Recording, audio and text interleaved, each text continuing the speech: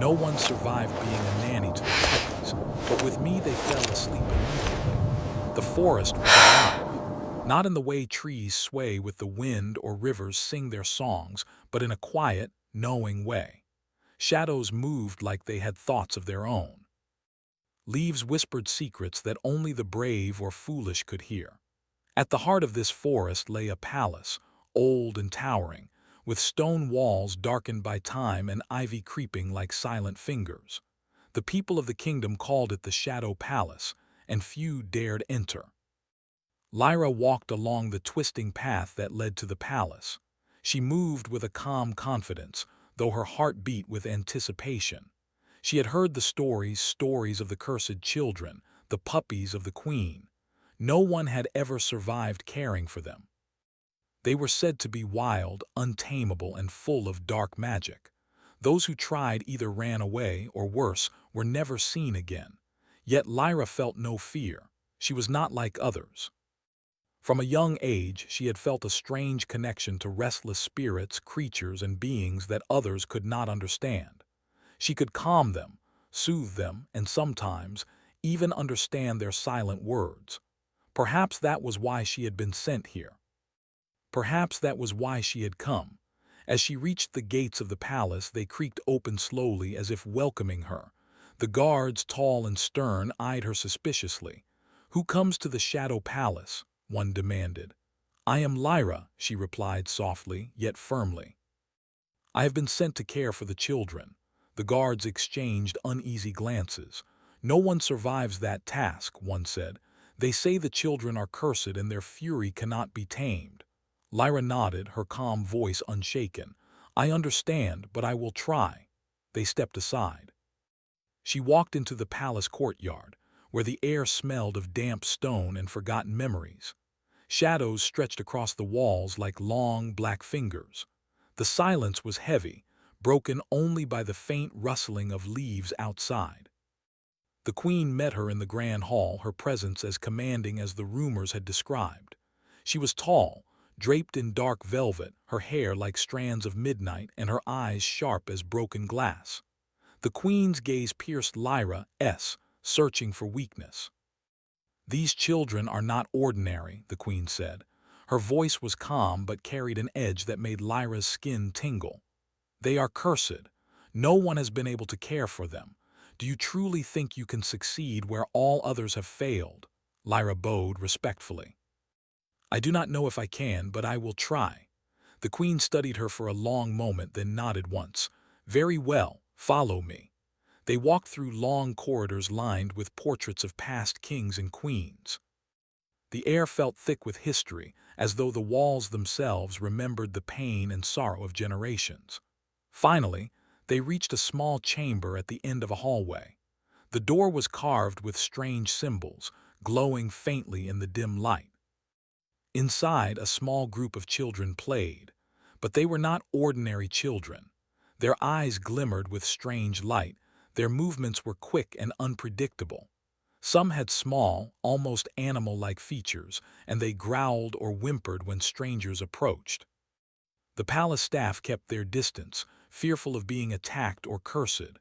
Lyra knelt quietly by the door, letting her presence be known without threat. The children stopped for a moment, staring at her. Then slowly one stepped forward. It was the smallest of them, with hair as dark as the night and eyes bright with curiosity.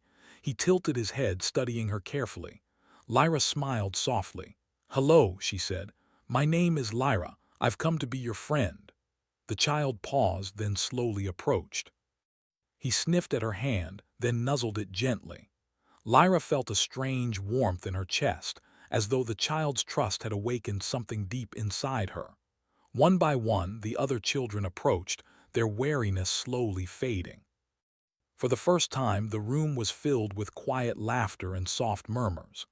Lyra spoke to each child gently, learning their names, their habits, their fears.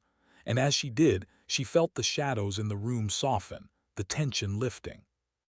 They were still wild, still restless, but under her calm presence, they began to settle. Hours passed, and soon it was time for the children to sleep. The palace staff watched nervously as Lyra guided the little ones to their beds. She whispered stories of distant lands, of rivers that sang and mountains that breathed. One by one, the children closed their eyes, breathing deeply, falling into peaceful sleep.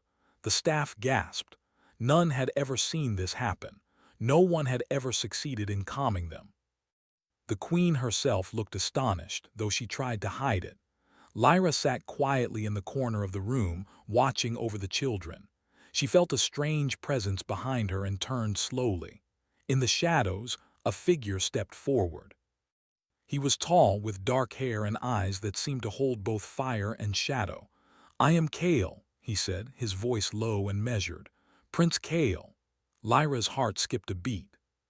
She had heard of him, the prince who had been touched by a curse, whose anger and darkness were feared throughout the kingdom. Yet as he stood there, she did not feel fear, only curiosity. "You have a gift," Kale said, his eyes studying her closely. "No one else has been able to calm them. Why you?" Lyra looked at him steadily. "I do not know. Perhaps because I understand what it is to be restless, to be trapped by something you cannot control." Kale's gaze softened just slightly. "Then perhaps you understand me as well." A chill passed through the room, not from cold but from something unspoken. They both sensed it, the connection between them, fragile yet undeniable. Before Lyra could respond, one of the children stirred in her sleep, whispering a name.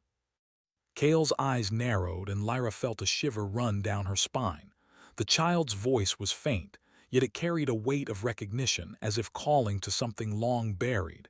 Kale moved closer, kneeling by the bed. "Did you hear that?" he asked, almost to himself. Lyra nodded. "Yes, they know something, something we do not yet understand."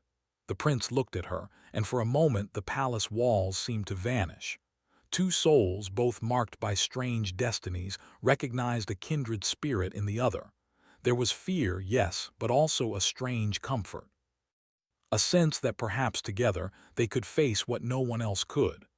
The night deepened, and the whispers of the forest outside seemed to grow louder, as if the trees themselves were watching, waiting. Lyra and Kale remained in the children's room, silent, feeling the weight of the unknown pressing around them. Then, without warning, the youngest child's eyes opened. He looked at Lyra and Kale simultaneously, and for the first time spoke words that chilled the air. "Do you know why we sleep now?" he asked, his small voice carrying the weight of centuries. Lyra leaned forward, her heart racing. "Tell me," she said softly. The child's eyes glimmered with something that was not entirely human. "Because she is here," he said. "Because she sees us as we are." The room went silent, save for the soft breathing of sleeping children. Lyra felt a shiver run through her, a mixture of awe and apprehension. She did not fully understand what the child meant, but she knew that her arrival had changed something, perhaps even more than she realized. Kale's hand brushed against hers, and for a moment they shared a quiet understanding. This was only the beginning. The forest, the palace, the cursed children, all were threads in a larger tapestry, one that would soon pull them into a world of secrets, danger, and truths they could not yet imagine. As the first light of dawn began to filter through the windows, Lyra sat quietly, watching over the children. For the first time there was hope in the Shadow Palace, a fragile flickering hope that perhaps curses could be softened, hearts could be healed, and even the darkest shadows could find light. And yet, somewhere deep within the forest, a shadow stirred. Something unseen, ancient, and waiting. It had sensed her power. It had noticed the bond between her and the children, and it would not remain silent for long. Lyra felt it too, a ripple in the air, a shiver along her spine. The calm she had brought to the children was only the beginning. The true test, the one that would challenge her, Kale, and the very heart of the palace, was still to come. But for now, the children slept. And Lyra, for the first time, allowed herself to believe that maybe, just maybe, she could survive what no one else had. The sun had barely risen when the palace awoke in uneasy silence. Outside, the forest stirred, its whispers sharper now, almost urgent.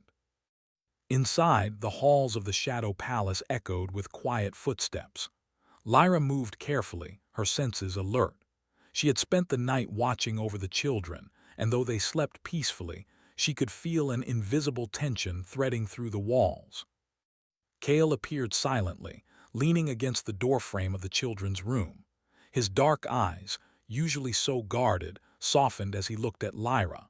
For a moment, she felt a strange warmth in his gaze, a flicker of vulnerability hidden beneath layers of pride and shadow.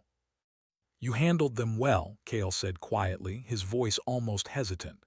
"No one else could." Lyra met his gaze without flinching. "I do not know why I can.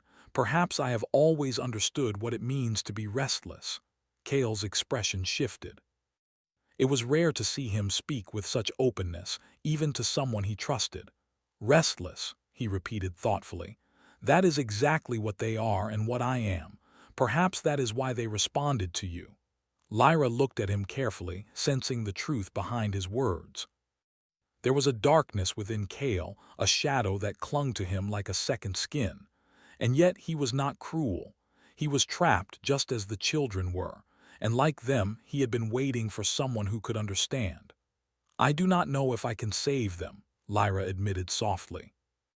"But I will try. I want to try." Cale studied her for a long moment. Then slowly he nodded.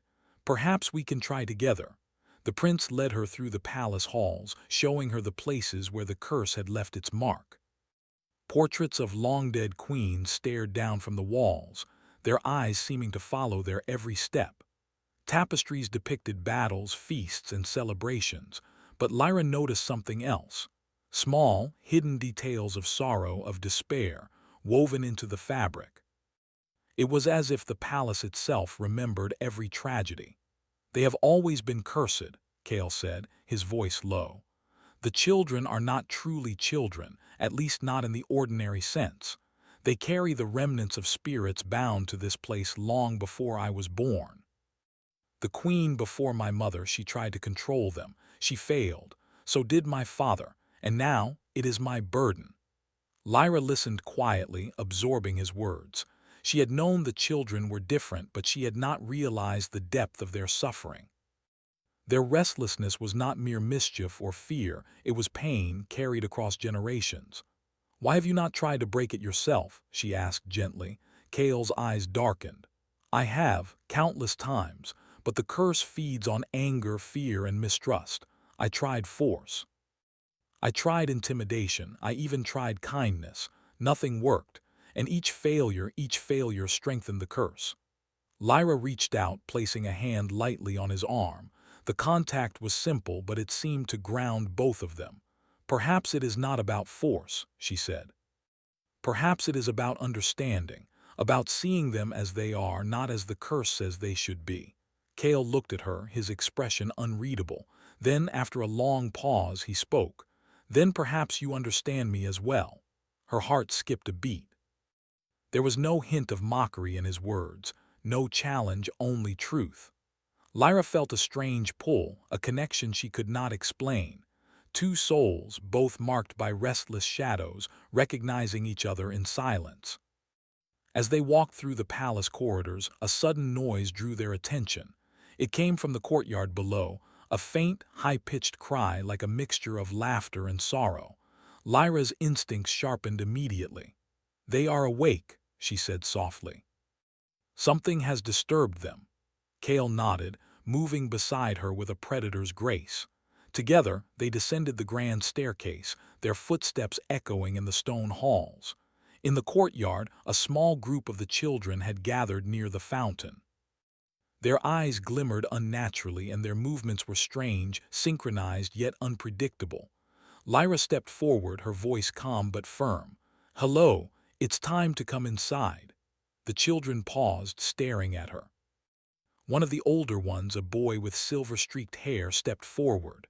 "Why do you come?" he asked, his voice small but commanding. "We do not belong inside, the curse it watches." Lyra knelt, lowering herself to their level. "I am not here to harm you, I only want to help.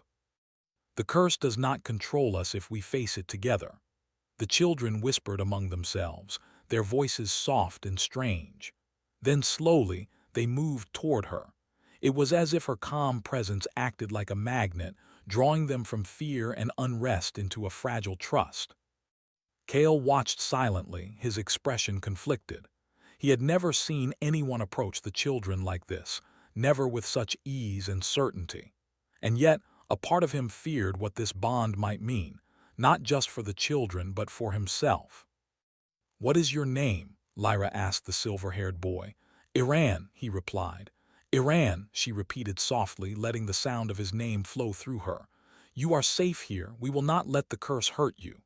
Iran hesitated, then nodded. Slowly, the other children followed. Lyra led them back into the palace, her calm voice guiding them like a gentle stream. The staff watched in awe. None had believed this possible. Once inside, Lyra sat with the children, encouraging them to speak of their fears and dreams. They were hesitant at first, whispering in voices that were part child, part echo of something older. But with each story, each shared memory, Lyra felt the shadows within them soften. Cale remained in the doorway, observing. He felt a strange mix of admiration and jealousy, as though part of him wanted to be the one to soothe them, yet another part recognized that only Lyra could. Hours passed, and the children grew tired. Lyra guided them to their beds, humming soft melodies that seemed to resonate with the very walls of the palace. One by one they fell asleep, their breaths deep and even. Cale stepped closer, his voice quiet. "I have never seen them like this," he said. "Not even for a moment." Lyra looked at him, her eyes thoughtful. "Perhaps they have always needed someone who sees them, not as cursed, not as broken, but as they truly are." The prince nodded, and for a moment there was silence between them, filled only by the soft breathing of sleeping children. Then Lyra felt it, a shiver in the air, a subtle shift that warned of something beyond the palace walls. Cale's gaze followed hers. "The curse, it is aware," he said. "It senses your presence, your power, it will test you." Lyra's heart quickened, but she did not falter. "Then we will face it," she said. "Together." Cale's expression softened almost imperceptibly. "You are brave," he said, "but bravery alone is not enough. The curse is patient, it waits, it whispers, it tempts, and it will not stop." Lyra nodded. She had felt the same in her own life, the pull of shadows, the weight of unseen forces. She understood that this was only the beginning. As the day waned, a sudden cry came from the youngest child. Lyra rushed to the room, followed closely by Cale. The child, a small girl with hair like spun gold, sat upright in bed, eyes wide and fearful. "They are coming," the girl whispered, her voice trembling. "The shadows, they are here." Lyra and Cale exchanged a glance. This was the first direct sign of the curse manifesting, and it was more immediate than they had expected. Cale took a deep breath, his hand brushing against Lyra's shoulder. "Stay close to me," he said. "Whatever comes, we face it together." The shadows in the corners of the room seemed to grow darker, stretching like living things. Lyra felt a strange resonance, as if the darkness was speaking directly to her, testing her resolve. The children huddled together, their small hands finding comfort in each other's presence. Lyra knelt beside them, her voice steady. "You are safe. No harm can touch you while I am here." The room fell into tense silence, broken only by the sound of their own hearts beating. And then, as the first stars appeared in the sky, a faint glow illuminated the doorway, a shadow moving but not entirely dark, as if it were alive and aware. Cale's hand tightened on hers. "It begins," he whispered. "The curse knows we are ready." Lyra nodded, her resolve firm. "Then let it come. We will not falter." Outside, the wind picked up, carrying the whispers of the forest. The palace walls shivered under the weight of unseen forces. Inside, two souls, Lyra and Cale, stood united, ready to face a darkness older than memory. And for the first time, the children slept without fear, trusting that someone would protect them, even as the shadows outside began to stir with intent. This was only the beginning. The true battle, the one that would test hearts, courage, and the fragile bonds of trust, was coming. The moon rose high above the shadow palace, casting silver light across the ancient stones. Inside, the halls were quiet, but the air carried a tension that refused to settle. Lyra paced slowly through the corridors, her mind heavy with thoughts. The events of the day weighed on her, how easily the children had trusted her, yet how fragile that trust remained. Cale followed silently, his steps measured and careful. He had grown accustomed to her presence, but he could not forget the shadows that lingered in every corner of the palace, nor the darkness within himself. He felt the same connection to her as he did to the children, and yet he feared it. Fear of failure. Fear of what the curse might demand of them. "We must understand the curse," Lyra said finally, her voice breaking the silence. "If we do not, we are only delaying the pain." Cale nodded. "The palace holds the answers. There are rooms no one dares enter, places where the past lingers. If we go there, we may find the truth."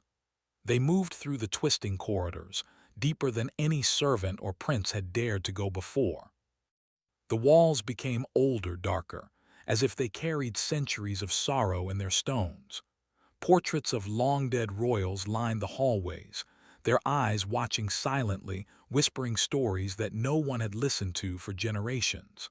Finally, they reached a door unlike any other.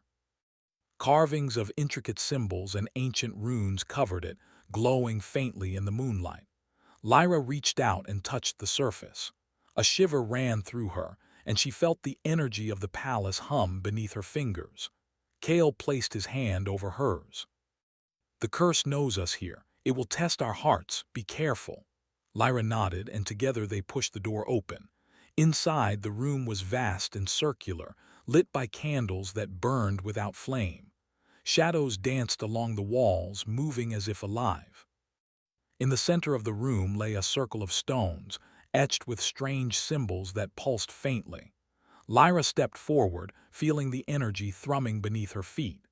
"This is the heart of the curse," Cale said, his voice low and tense. "It has been feeding on our family for generations, growing stronger with every act of fear or mistrust. The children, they are not the cause, they are the victims." Lyra knelt beside one of the stones, her fingers tracing the symbols. "Then we must understand it. Not fight it with force, but with truth and compassion." Cale watched her, his gaze dark and troubled. "You are brave, Lyra, but bravery alone may not be enough. The curse tests not just strength, but the heart. Are you ready to face what it demands?" Lyra met his eyes steadily. "I am ready. If it can be undone, we must try." The room seemed to shift around them, shadows thickening and curling like smoke.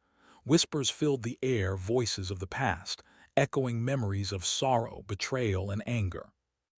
Lyra felt the weight of centuries pressing down on her, yet she did not falter. She focused on the children, on their trust in her, on the small hope she carried for them and for Cale. Cale stepped closer, his presence grounding her. "Remember," he said softly, "fear feeds it. Doubt feeds it, but together we may be stronger than it expects." Lyra nodded. She took a deep breath and began to speak, softly at first, then louder, calling out to the spirits trapped within the stones. She spoke of understanding, of compassion, of hope. The air seemed to respond, the shadows wavering, uncertain. Then a voice spoke, deep, hollow, and echoing from the darkness. "Who dares enter my domain?" Cale stepped forward, his own power rising. "We do not seek to harm you," he said. "We only seek to free what you have bound. The children and myself, we wish for peace." The voice seemed to hesitate, then a shape began to form in the shadows, a figure twisted by anger and sorrow, yet faintly familiar. Lyra's breath caught. The spirit looked like Cale, yet warped and broken, a reflection of the curse's influence. "You cannot save them without losing yourself," the shadow whispered, its voice both Cale's and not Cale's. Cale's hand found Lyra's, a silent pledge of trust. "Then we face it together," he said. Lyra nodded, feeling a surge of courage. She reached toward the shadow, not with force, but with understanding. "I see you," she said. "I see the pain, the fear. You are not alone. We will not harm you, but we cannot let you control what is innocent." The shadow hesitated, as if considering her words.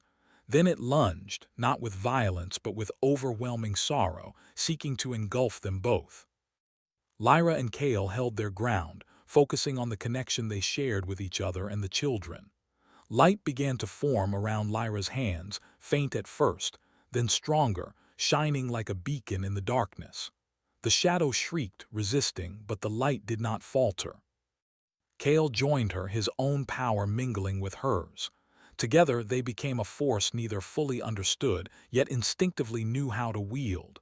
The shadow faltered, then spoke again, softer this time. You are different. You do not fear me." Lyra stepped closer, her voice steady. "Fear binds us, compassion frees us. You can rest now. Let go." The shadow hesitated, then slowly began to dissolve, the anguish in its form softening into a calm light. Cale felt a weight lift from his chest, centuries of pressure easing in a single moment. When the shadow vanished completely, the room was silent except for the soft glow of the stones. Lyra and Cale looked at each other, their hands still intertwined. For a moment they simply breathed, absorbing the magnitude of what had just occurred. "We did it," Lyra whispered, though she knew it was only the first step. Cale nodded, his expression thoughtful. "The curse is weakened, but it is not gone. The children, they are still affected. We must continue." Lyra agreed. She could feel the truth in his words. The curse was old, its roots deep and tangled, but they had begun to untangle it together. And that was the start of something new, a chance for redemption, for healing, for trust to take root where only fear had existed before. As they left the chamber, Cale guided Lyra to the children's room. The little ones were awake, their eyes wide with curiosity and caution. They sensed the change, the shift in the air, though they could not yet understand it. Lyra knelt beside them, her hands gently resting on their shoulders. "The curse, it is not as strong as it was," she said softly. "You are safe with us. We will protect you." Iran, the silver-haired boy, looked at her with a mixture of wonder and hope. You made it go away?" he asked, his small voice trembling. Lyra smiled. "Not completely, but we have begun. And together we will make it go completely." The children's expressions softened, their bodies relaxing for the first time in days.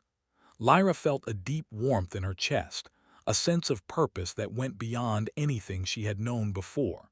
She had found her place, her role in a story that was larger than herself.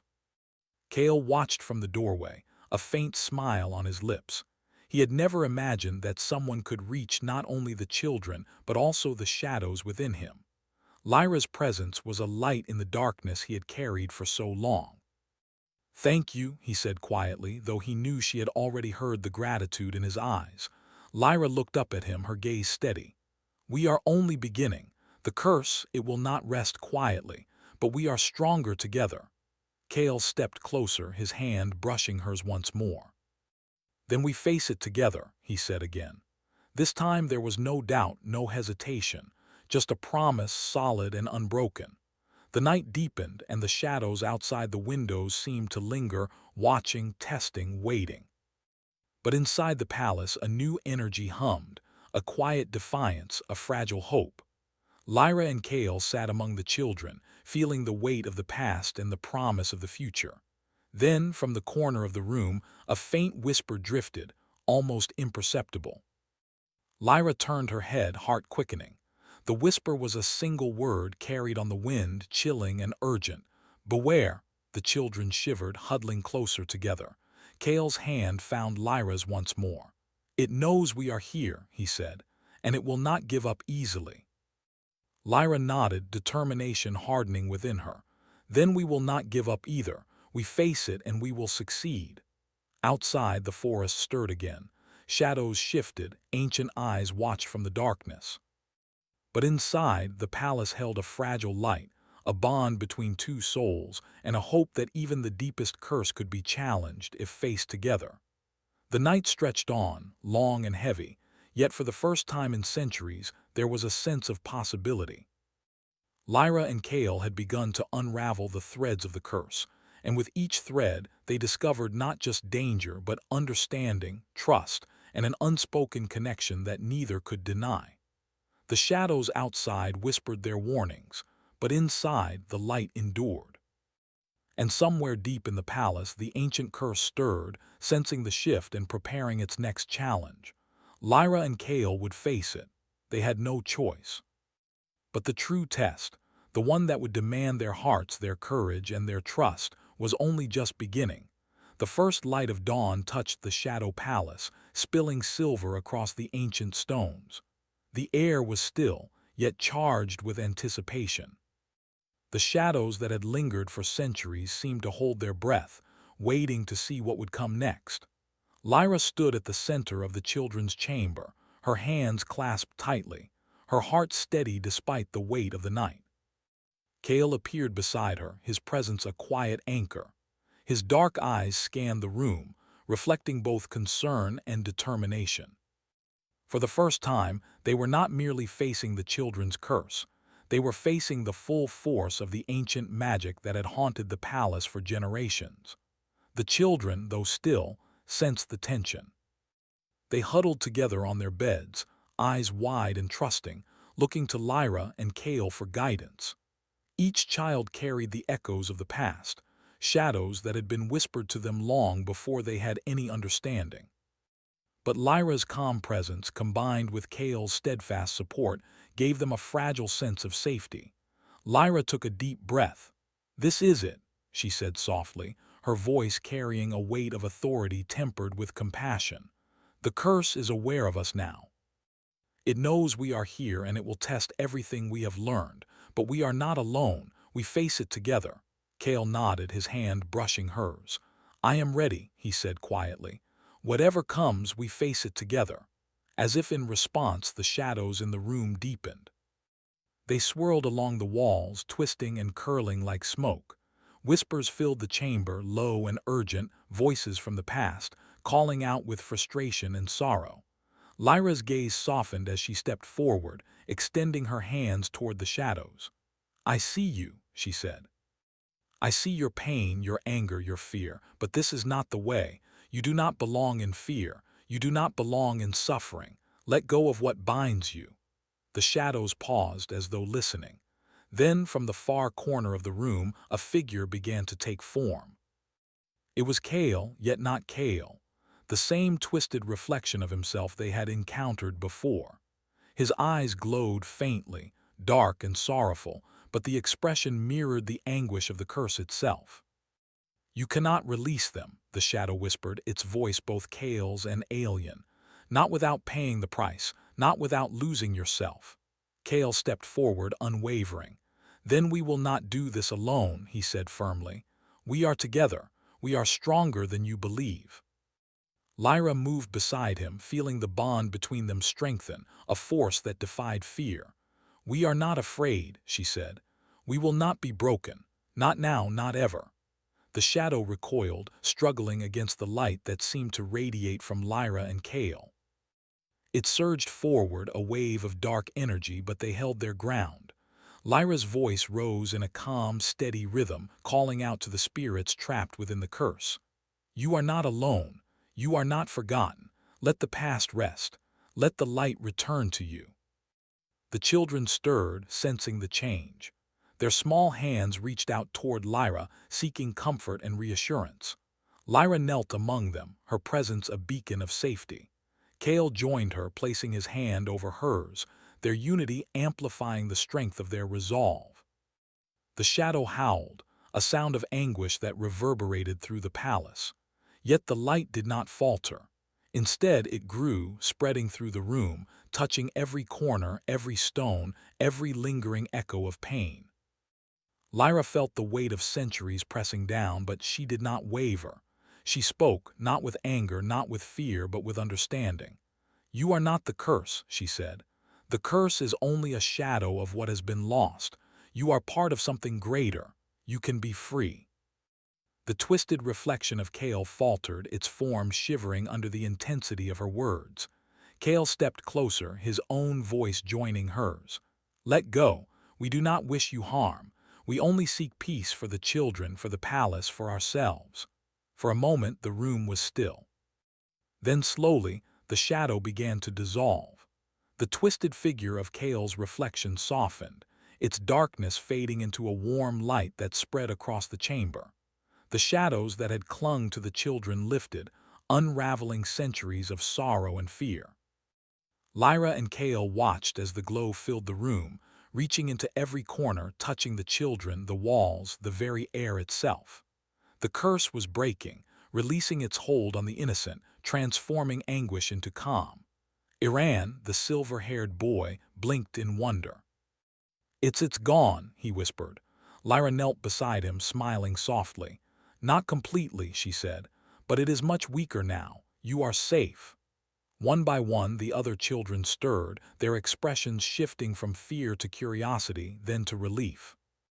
They looked at Lyra and Kale with gratitude, understanding in their own small ways that they were no longer trapped by the shadows that had haunted them. Kale exhaled slowly, a weight lifting from his shoulders. "It is done," he said softly, though both of them knew that the work of healing would continue. "The curse is broken, but the palace and we will need time to mend." Lyra nodded, feeling a deep sense of fulfillment. She had faced the darkness and not only survived but brought light to those who had been trapped for generations. "We will mend it," she said, "together." The children gathered around them, small hands clutching theirs, seeking comfort, trust, and reassurance. Lyra and Kale held them close, feeling the warmth of their laughter and the soft weight of their trust. For the first time, the palace felt alive with hope, not just fear. As the sun began to rise higher, spilling golden light across the courtyard, Lyra and Kale stepped outside. The forest beyond shimmered in the morning glow, the shadows retreating as if acknowledging the change.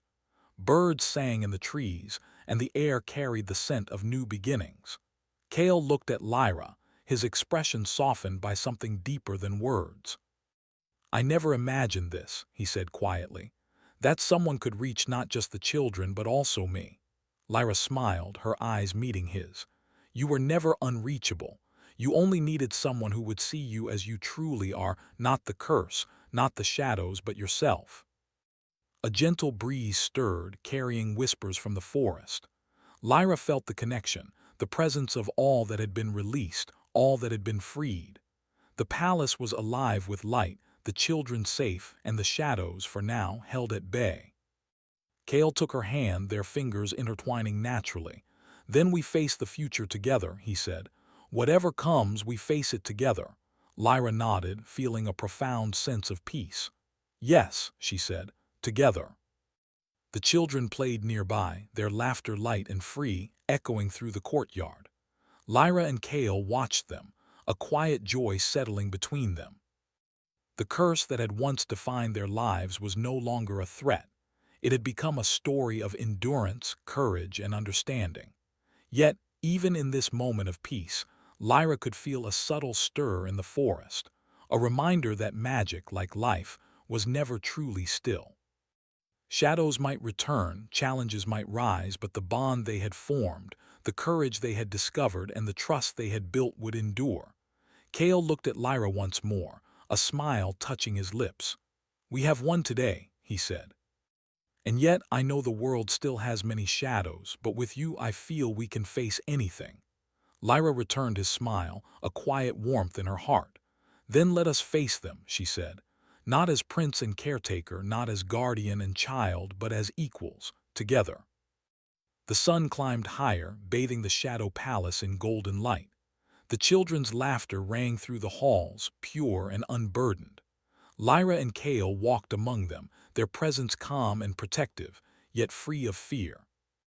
And in that moment the palace felt alive, not with shadows or whispers of ancient sorrow, but with hope, renewal, and the quiet power of hearts united. The curse had been broken, the shadows released, and the children safe. But more than that, Lyra and Kale had discovered something deeper, a bond forged in trust, tempered by courage and strengthened by compassion. They had faced the darkness and emerged stronger together. The forest beyond shimmered in the morning light, the world awake and watching. Lyra and Kale stood hand in hand, ready to face whatever might come, confident in the power of their connection. and in the knowledge that even the deepest shadows could be transformed by understanding and love. And so, the Shadow Palace, once a place of fear and sorrow, became a home of light, laughter, and hope, a place where even the smallest hearts could sleep peacefully, and where two souls united had rewritten the fate of an entire kingdom.